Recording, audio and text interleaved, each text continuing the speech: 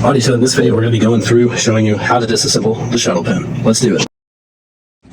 Okay, so starting off, there are going to be different sub-assemblies that are going to make up the actual shuttle pin. So what we're going to do is we're going to go ahead and first take off the carabiner top. And so we want to be pretty careful taking this off. Remember, righty-tighty, lefty-loosey. And so now we've got this part taken apart. So we're going to first focus on the shuttle pin top, so the carabiner. What you want to do is either get either one of these small precision screwdrivers, or what you can also end up doing is if you have a pen or pencil, you can end up actually pushing that into this hole. That's going to end up taking this guy off. You can then very carefully end up kicking this guy out. Now, if you also use needle nose pliers, that will also work pretty well. You're going to be very, very careful because this guy, this dowel pin, is very, very easy to lose. Now, we want to be very careful as we're taking this apart, keeping in mind how everything is oriented and set up. So now, as we take this guy off, we'll see that the clip comes out and that we have this spring. Now, we want to be very careful with how this is actually set up in here. So this is a torsion spring, and what I'm seeing is this guy is set up where this just goes right into here. As you can see, there's a circle, right, that creates that shape. And that ends up lining up with this circle cutout right there as well. So that is how this spring, this torsion spring, ends up staying in place. So it goes in between that hole, and then we send this dowel pin through those holes. It also lines up with this carabiner base piece so that all the pieces end up staying in place. Now, in terms of that spring, where does that line up on here? It ends up going into this slot down here. So we want to keep that in mind. We're now going to go ahead and place all of these pieces up here. We can later end up getting dimensions for all of these using a dial caliper. Remember, in class we have two different options. These ones are the digital dial calipers. So very carefully, I'm going to reveal this. Whenever you're using the digital dial caliper, you want to make sure you push this all the way over, and then you want to actually zero that out. You have different options. You can either go millimeters or you can go inches there. All right, we're going to go ahead and set this guy back over here. We want to make sure that that's off before we put it back. So that is the top assembly. Moving on, we're going to go ahead and remove this so that we can get to the inner workings sub-assembly. And so as we're taking this off, we can notice with this piece here that we do have some threading on here. Now, this threading ends up interacting with the inner threading of this as well. We're going to end up using a feature script in OnShape to actually create this threading. And that's going to be the, we're going to actually end up using the thread creator feature script to create that threading. We're going to end up using the Boolean tool after we've created this threading to actually create that inner threading as well, so that it'll actually have the correct threading. And so in terms of this, you want to keep in mind the pitch of that. Now, what is pitch? Pitch is how far each of these threads are spaced from each other. So you do want to keep that in mind, and then also we're going to obviously want to get some dimensions there for the diameter. Up next, what we can end up doing is we can take this guy off here. Now, there are different options for how you could do this. You could end up sending this backwards here. We'll take a bit of excessive force to actually take this off. Whenever you're putting it back on, it definitely does get a whole lot easier because you could end up starting from the bottom. Another thing that I've seen students do in the past too is just actually lift it over the top there and then put it back on. Once you get to this point, you can usually end up bringing that out. So this is our rubber piece here. We want to be very careful. I did not end up using the needle nose pliers, because if you end up pinching this too much, you can end up actually cutting this, and we don't want that. We want to make sure that as we are reverse engineering this, we are maintaining all of the parts, making sure we're not breaking anything, ripping anything, tearing anything. We don't want to be destructive. So this is the actual rubber piece. Now, as I'm looking on the internal details of this, don't really notice anything there, but as I'm looking on the external pieces, we can end up seeing there are these divots here. So those divots, you'll want to find the dimensions for that as well. You'll want to get overall dimensions of this too. What I'm also noticing is that this does end up having a reduction in diameter. So we start off with this big circle here, and then we end up going down to the smaller circle diameter here. So that diameter of that circle is a whole lot smaller than this.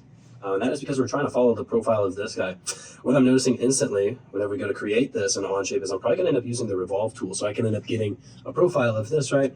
And then I can create half of this. There's a little indentation here for our rubber piece, and we got our threading up there.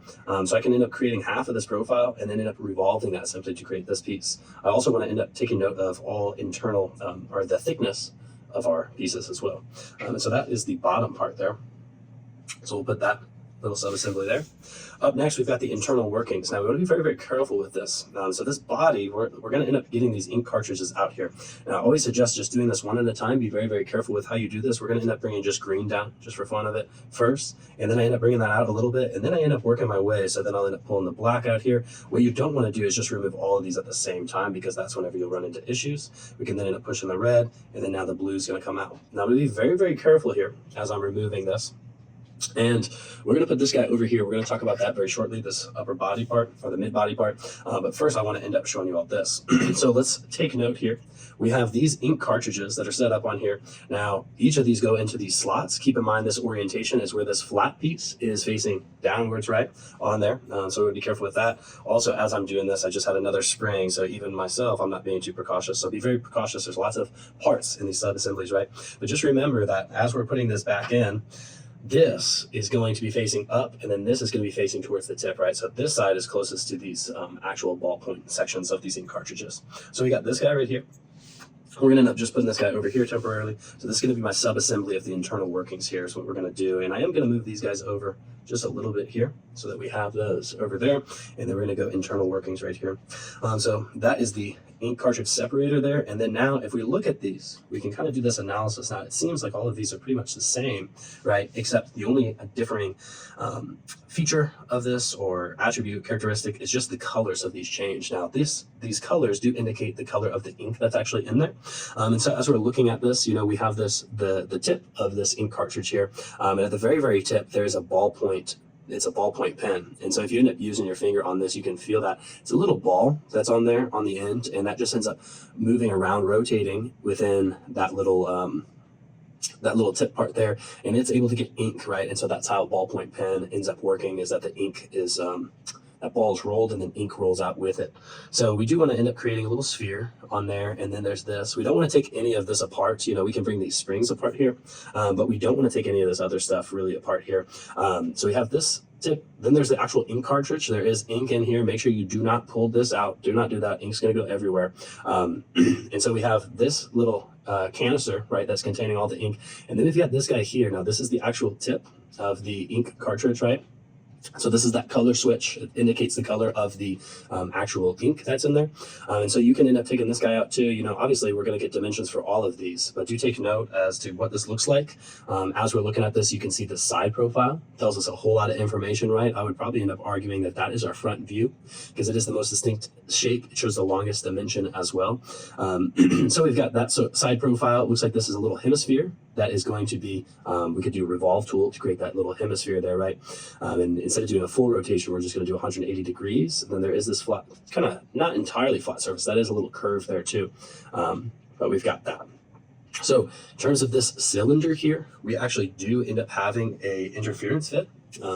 Now, this, if it is too close to being like a clearance fit and there isn't enough friction in there, then it will be the case that as you're using this, you'll end up actually pulling this guy off of there. So be careful with that. Ideally, you probably want something that's closer to a press fit with those so that we have a pretty good amount of force frictions keeping that in place there. All right, moving on with the other, so these are all the same, right? So I'm just going to focus on the green ink cartridge. We also have this spring here. Now this is a compression spring. Why is it a compression spring? Because as I compress this, what is happening is this force, or this spring is exerting a force where it's pushing it backwards, right? So I'm pushing on it in this direction, and the spring itself from this side is actually going to be pushing on my finger in the opposite direction. And so as we do this on both sides, you know, that spring is counteracting the force that I'm applying to it, and it's pushing in opposite directions there. Okay, so that's the spring. You can end up getting, you know, the overall dimension of this while it is relaxed, and then we're going to end up placing that actually on this guy here. One of the things that we do want to mention whenever we were using the AirPod project or whenever we were creating the AirPod case, we did have to end up using a mate connector. So you will end up having to establish a mate connector for this whenever we put this in the assembly. You know, this is going to be the case where it'll be, you know, slider mate, or you could end up specifying fasten mate on there. But it is going to be the case where we're going to put that in here so they can slide on. All right, so that is the internal workings. The next section we're going to go into here is going to be this mid-body housing here. And so as I'm looking at this, it does appear that this does have radial symmetry, right? It is repeated, where if I would end up slicing this right down the middle here, right, so that I would intersect this halfway between these two features, it would end up being sliced right here. We could slice that into 4 equal pieces, and we would see that all 4 of those pieces are the same. And so for that reason, you know, we can end up using the Revolve tool to create the actual piece here. And then as we're actually going through and removing these shapes where there's those cutouts, we could end up using the radial pattern tool, right? Where if we draw a line down the center where it starts right here, then it goes down throughout this body to the center at this point here, we could end up using the radial pattern tool so that we could specify that we want to have a pattern of those features where it's those removes, removal, then you can end up removing that in all those 4 pieces, okay? So you can also see, please do also take note, there are some internal features there as well. So we have the threading. If we move past that, if I end up using this guy right here, you'll also see there is this little piece right here that is also repeated. So 1, 2, 3, 4 markings on there in total of that. Also, as we move down here too, you'll end up seeing there are these like little railings almost. And so now, how do those work? Why do we have those? If you end up taking this ink cartridge, you can actually slide this in here. And so what we have is where this guy is going to be resting on there. So as you can see, there are these rails right here on each side of the ink cartridge, that head of it. And so those end up actually lining up with these other railings on there. That allows it to be able to slide up and down, right? And so whenever we compress it, it goes to right there. And then it is the case where that spring is keeping it from actually going all the way down here, right, and getting lost. So we've got that. One of the other things as we move up here, I'm also noticing that this is thinned outright, so that's a shell in there. And so on the inside, we actually do end up having a continuous thickness, is what it's looking like to me, where this is also thinned out. So this piece is even shelled too. And what I'm noticing here is there's some other threading. Now, whenever I look at this threading in comparison to this other threading, it does look like there is a difference in the pitch. So that pitch is not the same for those two. So this is going to be a different pitch. You can end up finding out, what that pitch is using your dial caliper. And then we also would want to find out, what's the diameter of this, what's the depth of this, and then also we have another cylinder that's on top of there too that we'd want to find, those the diameter and the depth of as well. But so now that we've gone through all these different pieces, let's break this down again one more time. Different sub-assemblies. First, we ended up going through the carabiner top. So that's the carabiner top. That consists of this carabiner base. It consists of the torsion spring there, this dowel pin, as well as the carabiner clip. That's the first sub-assembly. Second sub-assembly is the internal workings. So it has the ink cartridge, that ink cartridge color switch head. We also got the spring, and then we also got this ink cartridge separator here. And then the third and final sub-assembly is the mid body, as well as the tip body and the rubber grip on there too. All right, so those are our 3 sub-assemblies. What I want to go ahead and do now is show you how we can end up reassembling this. We're going to go ahead and we're going to start right here with the carabiner top. And so what we want to end up doing is this. Now, this is where you'll have to kind of test this out, play around with this a little bit. What we noticed is that we did have this longer piece here on this guy. And so we're going to go ahead and put that guy right there. Now, this is where, like we said, you got to be kind of careful. And this is a little bit frustrating because this is pretty finicky here. But what we're going to do is we're going to end up lining this guy up. Now, you can end up sending this in a little bit past. You'll find your own little method of madness for being able to do this, but you almost want to put this in as like sideways like that, so that then you can end up popping this guy in there. Now, what we want is for this circle here to be lined up with our other holes that we have. So as we put this in here, maybe we'll line up the plastic there first so that that's set up. Then you can end up pushing on this guy. Then what we can end up doing is taking our dowel pin. This we got to be very, very careful with this dowel pin because it does get pretty hard to be able to grab this. And so now what we're just going to do is we're going to ensure that everything is lined up. And so, kind of helps if you have somebody helping out here, but, we can do it individually. What I'm going to do is I'm going to push down on that spring, on that little circle, and then I'm going to push this guy in there. And so now you'll see that we did set that dowel pin. Now the dowel pin, once again, it's going through this circular cutout here, the cylindrical cutout on the base plate. Then it's going to end up going through this first on the clip. It's going to go through that first hole. Then it's going to go to that middle area where there's the negative space between the clip where the spring goes. Remember, there's that circle. Dowel pin goes through that, and then through the other side, it ends up going through that other circular cutout, cylindrical cutout on the clip, and then it goes through this white base plate to the other side. So now we're going to test this out just to make sure everything works. And so as you can see, everything's good. And so that spring, that torsion spring, that's what actually exerts that force so that our clip goes back into place there. All right. So that is that subassembly, reassemble. Up next, we want to go ahead and move on to assembling the inner workings. And so we're going to add that into the mid body here. What we're going to do is I'm going to go ahead and start with the red cartridge, and I'm going to end up orienting this mid body just like this upside down. So now what I'm going to do is I'm going to take the red cartridge, and what you're going to do is you're going to put that sphere up just like this, right? What we want to ensure is that these rails on both of these sides are lined up with these rails right here. So these rails right here should be underneath these side rails that are on the ink cartridge. Okay, so let's go ahead and do that. We're going to set that guy right there. Perfect. We can kind of slide that a little bit. Everything looks good.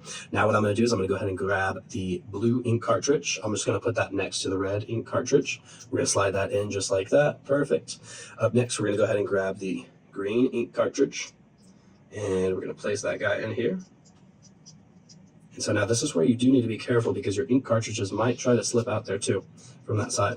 But I'm going to go ahead and take the green ink cartridge, and we got to kind of orient this in a specific way so that we can end up getting that guy in there. Perfect. And then now we want to take our black ink cartridge. Then we're going to place that finally right here. Now, the one thing to keep in mind, it is going to get a bit more difficult whenever you get to the last one here, the last ink cartridge in there. You also want to keep track of how all of these are oriented in there, because whenever you put this guy on, whenever you go to test this out, you will end up noticing if you don't have everything oriented correctly. And so what it looks like to me is my red ink cartridge is actually right here, and then this goes to my black ink cartridge. So let's just try to line this up. I'm going to make sure everything is good. It looks like everything's good there. So remember that flat edge or that flat surface there on that ink separator that is facing up, and then that part that's shelled out that you can see the shelling, that's on the bottom there. So now what I'm going to do, so I'm going to go ahead and take this guy. I'm going to put this on here so that we get all of those pins covered in there. I'm going to go ahead and actually tighten this. And so we're going to end up seeing if this works here. So we're going to tighten that. Make sure you don't over tighten. Whenever you have threading with plastic, it's kind of easier to strip. And we're just going to do a test before we put this guy back on. Let's just do a test. We're going to bring down the green. Perfect. We're going to bring down the blue. There we go. And then we're going to bring down the red. Okay. Then we're going to bring down the black. Nice. And then the green again. Okay. So it looks like everything is working pretty well. And so now what we're going to go ahead and do is we're going to put this guy back on. Now, just as I was saying, it's a bit easier to put this rubber piece back on there because you can just pop it in that way, and then everything's set up correctly, just like that. Now, one of the things that I am noticing is I do have a bit of separation distance in there. And so I'm just going to back this out real quick. I'm going to try to put this threading back on one more time again. And we're just going to see if we can get this a little bit better of a fit here. So there we go. Very nice. Very good. Okay.